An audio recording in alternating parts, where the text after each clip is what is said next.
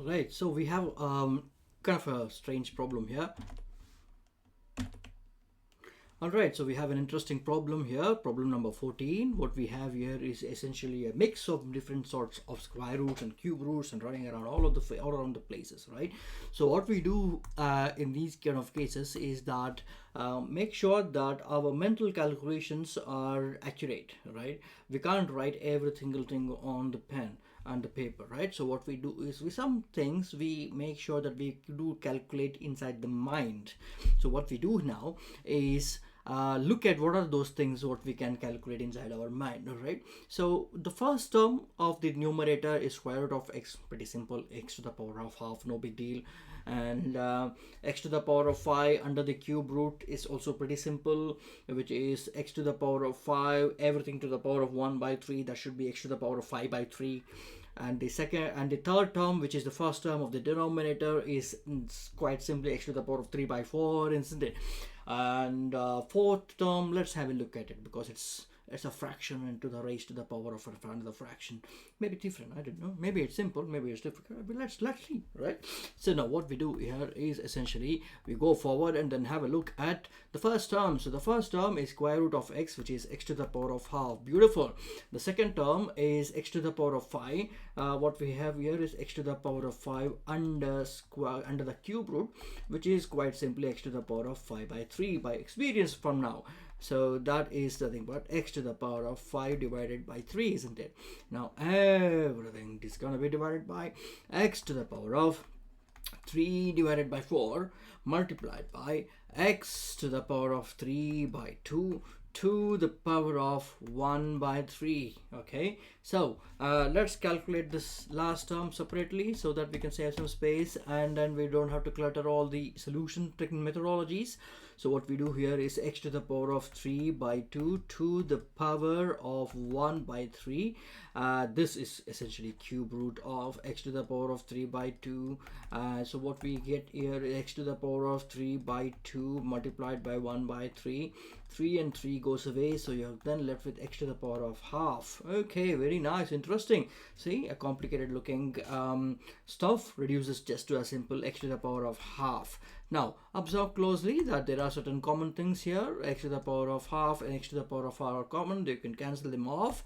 And then the remaining stuff what we have here is essentially x to the power of 5 divided by 3 on the numerator divided by x to the power of 3 divided by 4 on the denominator. And we know from fact that x to the power of m divided by x to the power of n is quite simply x to the power of m minus n. Okay, now you might question again, why do we have this? So the reason why we have it is x to the power of m minus x to the power of n. The reason for that is quite simply x to the power of m and x to the power of n is divided by, that is nothing but x to the power of m multiplied by x to the power of minus n. So we treat them as though you're adding stuff here. X to the power of m plus of minus n, that's going to be x to the power of m minus n. So this is going to end up giving us x to the power of 5 divided by 3 minus 3 divided by 4. So what do we have from here is quite essentially, so what we do here is we take the LCM. There's a first product that we're going to do. The second product that we're going to product is multiplication, by the way, and the third operation of the multiplication that we're going to do. Now what do we get when we simplify these things? X to the power of 5 times 4, you're going to get 20. That's the first operation that we do. And 3 times 3, second operation, you're going to get 9 divided by 3 times 4, the third operation, you're going to get 12. So you're going to have x to the power of 11 minus 12. So that is your answer for this guy. Okay, so let's look at these problems. We have 3 problems here. Let's look at the first one. We are supposed to simplify by rationalizing the denominator. So what do we mean by rationalizing? So we just don't want to give don't want to have this third form in the denominator. So we do some tricks to get rid of it. So what is the trick which is usually done is multiply and divide by what we have in the denominator. Okay, but it's usually in many cases is the conjugate, but in this case we multiply and divide by what we have in the denominator. As we see in the problems in the future, we will understand the differences in the subtleties. Okay, now let's look at problem number A. Now what do we have here? So how do we simplify 13 and 13? So what can we do to remove the square root of 13 in the denominator? So we do not want the square root or the root stuff or any other such complications in the denominator, right? So that's the whole idea behind rationalizing the denominator. So when we are trying to do these things, we want to get rid of the square root of 13. So how do we get rid of the square root of 13? What if we multiply the square root of 13 by another square root of 13? So would that get rid of square root of 13? Maybe square root of 13 times square root of 13 is going to be square root of 13 whole squared, and square root whole squared is nothing but the inner number.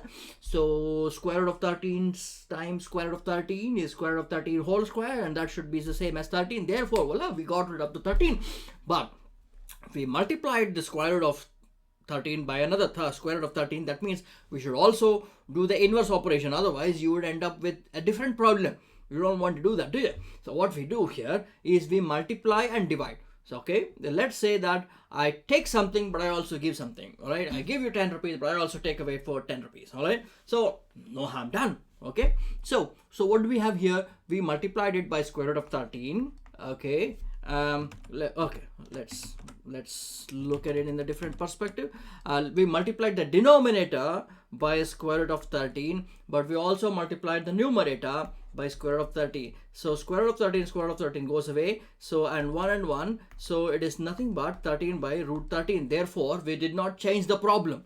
Therefore, this sort of an operation is perfectly valid. So what we do, we multiply, but instead of dividing them up, so what we do is multiply these two guys and we multiply these two guys instead. Okay, no harm done. The problem remains the same. So what do we get here? So we get in the numerator 13 times square root of 13 divided by square root of 13 times square root of 13, isn't it? So square root of 13 times square root of 13, by this time you already know that it is just 13. 13 and 13 goes away and then you are left with on just square root of 13. So that is your answer for problem number B.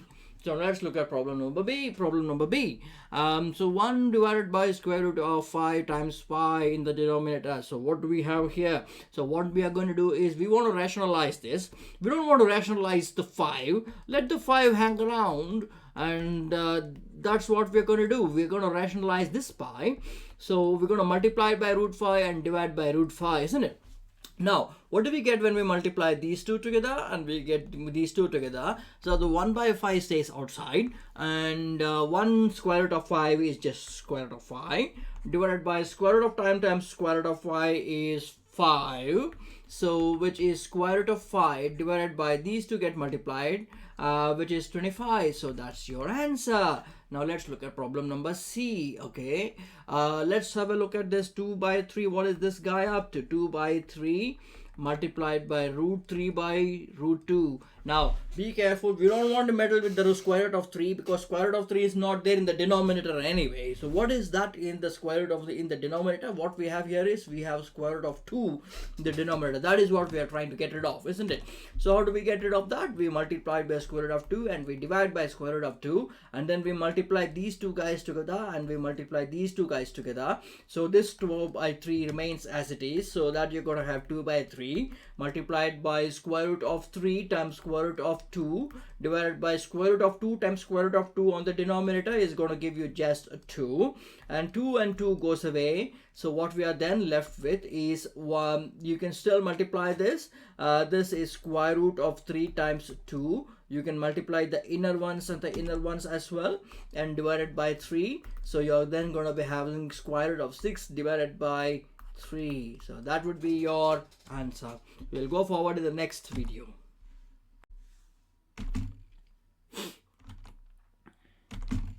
Okay, so we are here at the next problem. We are trying to solve, in fact, simplify. Okay, we will now simplify cube root of 512 and express it in Surds from a dead simple problem, single mark problem, an absolutely simple problem. Okay, so the first thing that you got to look at is you need to look at 512 and various combination of numbers in which you can write it as a cube of some number. Okay, obviously you can write this as say 2 times 256. Okay, wonderful. If you have a look at this number, 2 times 256, which is quite simply 16 times 16. Okay, now this is 4 and 4. That's 4 and 4 multiplied by each other. Now there we go, we have a cube. What if we consider 4, this 4 and this 4 together? Isn't that going to make us 4 cube? Wonderful. So what are the remaining things left out? That is this 2 and this 4 and 4 cubes. So what we now do is quite simply write this whole guy as just 2, that's done, times 4 cube, that's done, and times the remaining 4, so that's been done. Okay, so now when we actually look at this 4, that's 2 times 2, isn't it? Now we can actually combine this 2 and that 2, and we can then write this as just quite simply 2 to the power of 3. So this entire number is nothing but 2 cubed multiplied by 4 cubed, as simple as that. So this is it. So cube root of 512, there you go, is nothing but cube root of 2 cubed multiplied by 4 cubed, which is cube root of 2 cubed multiplied by cube root of 4 cubed, which is 2 multiplied by 4, that is 8. Let's verify. So what should be 8 cross 8 cross 8 then? That's 64 times 8, 64 and 8, 8 4 times you get 32, 3, 6, 8, 4, 8, 4, 8 plus 3 gives you 5, 1. There you go, you have 512, which is nothing but the original number, verified. Therefore you have verified your solution is correct, therefore it is validated, therefore your answer of 8 is perfect. So what is the value for this? Cube root of 512 is nothing but 8 is your answer. Now let's go to the next problem. Next problem is pretty simple as well. So what do we have here? We have square root of 512 divided by cube root of 512. Okay, well, let's look at problem number A. I'm now gonna think ahead of some solutions. Square root of 512 is quite simply square root of what did we think that it was? It is just 2 times 256. Very good. I write this because I know for a fact that 256 is 16 times 16. Therefore, it is 16 squared. I look out for numbers which are perfect squares. Okay. And divided by cube root of what we can do here is what we have already seen. 8 is a perfect cube. That means it is 2 times 2 times 2 multiplied by 64. 64 is again a perfect cube. It's 4 times 4 times 4. 4 times 4 is 16. 16 times 4 is 64. So you have 64. That simplified a lot. That is square root of, I don't have to write 2 again there. It's implied there. 2 times 16 squared, or written simply as square root of 2 multiplied by square root of 256 divided by cube root of 8 multiplied by cube root of 64.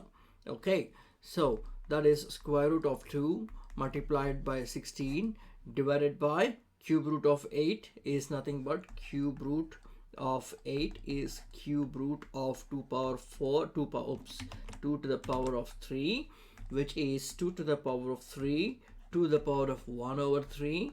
That is 2 to the power 3 times 1 over 3. 3 and 3 goes away. That is 2 power 1. That is just 2. Therefore, you have cube root of 8 is just 2.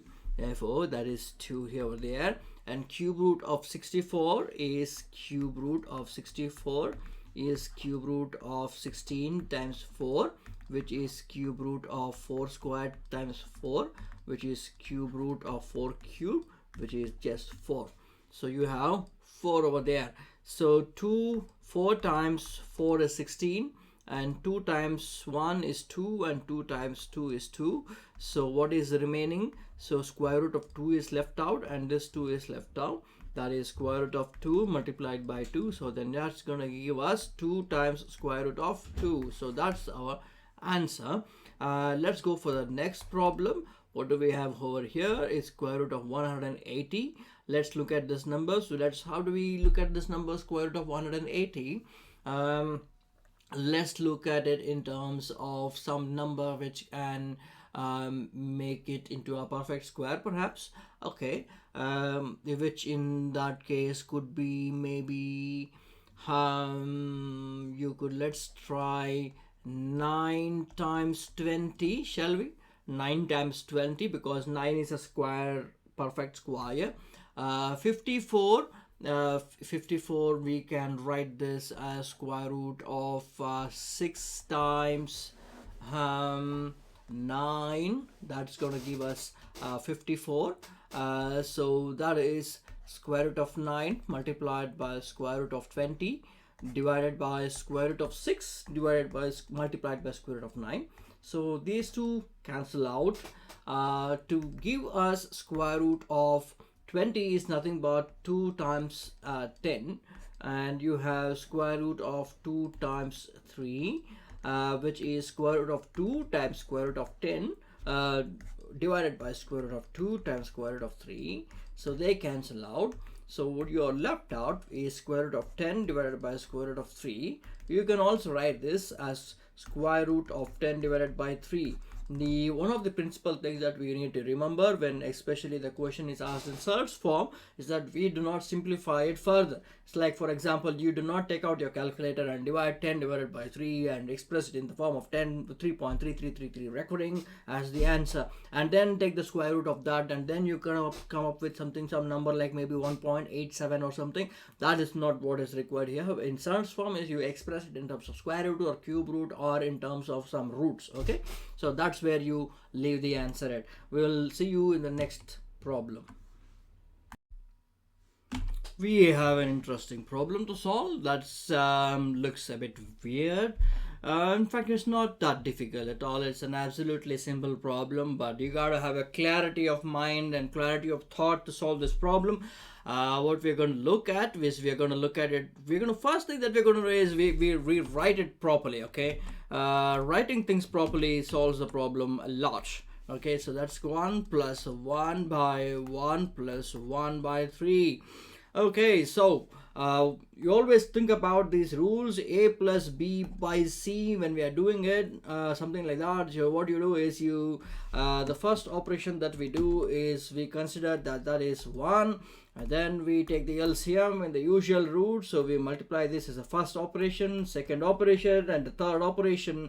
So that's ac plus b by c. Okay, so that's what it is, and what we are going to do now is we consider this as 1 by 1, and that's first operation, second operation, and third operation. So we are going to end up with 1 plus 1 by what do we have here? 1 times 3 is 3, and 1 times 1 is 1 divided by 1 times 3 is 3.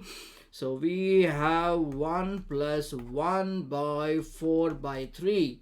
Okay, 1 plus 4 by 3, 1 divided by is that. So that what we then do is we remember of another thing, so which is what is a divided by b by c. So that's nothing but a divided by 1 divided by b by c.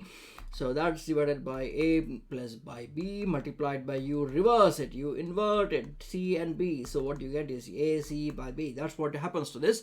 So that is nothing but 1 plus 1 by 4 by 3 is nothing but 1 by 1 divided by 4 by 3. And that's 1 plus 1 by 1 multiplied by 3 by 4. which then simplifies to 1 plus 3 by 4. I'm going to take the shortcut now. So 4 times 1 is 4, first operation and nothing else. Simple, isn't it? So 4 plus 3 by 4, which is 7 by 4, is your answer. Now let's take the shortcut route and then explain the entire problem here. I'm going to do it over here for us. Let's do the different color perhaps. Okay, so that's going to be 1 plus 1 by 1 plus 1 by 3. So what is going to happen to this is 1 plus 1 by, so that's nothing but 3 plus 1 by 3. So what happens? So I multiply these two. 3 times 1 is 3, 3 plus 1, and then I do this operation, that is multiplication, and then the addition is that operation. Okay, maybe I write it in a different color, and then it is becoming more evident. So what we do is we take first operation, which is the multiplication, and the second operation, which is the addition that I do. Okay, so that's what I did. I multiplied 3 to 1, so that is that 3, and then 3, what I have here is going to be added on to 1, so that's the plus 1 that we have over there. As simple as that. Okay, right, so we'll go forward, and then what do we get? You have 1 plus 1 by 4 by 3. So we just reverse it, we just invert it. Okay, so 1 plus 3 by 4. So again we apply the same principle, that and that and that. Okay, so what's going to happen to this is 4 plus 3 by 4, which is 7 by 4. As simple as that. It's a very simple problem, to be honest, and then we will see you forward in the next video.